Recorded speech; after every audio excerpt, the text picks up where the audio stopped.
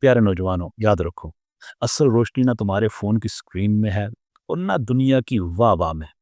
سچی روشنی تو تمہارے دل کے اندر بسی ہوتی ہے، مگر اس روشنی کو تلاش کرنے کے لیے تمہیں اپنے جذبات، غصے، منفی سوچ اور غرور کو شکست دینا ہوگی۔ صوفیاء کرام سکھاتے ہیں کہ اصل کامیابی دولت یا شہرت میں نہیں، بلکہ اپنے آپ کو پہچاننے اور اللہ تعالیٰ کے قریب سے قریب تر ہونے میں ہے۔ ہر دن کا آغاز اس کے نام سے کیجیے اور ہر رات اپنے دل سے پوچھیے، کیا میں نے آج کوئی نیکی کی؟ کیا میں نے کسی کا دل دکھایا؟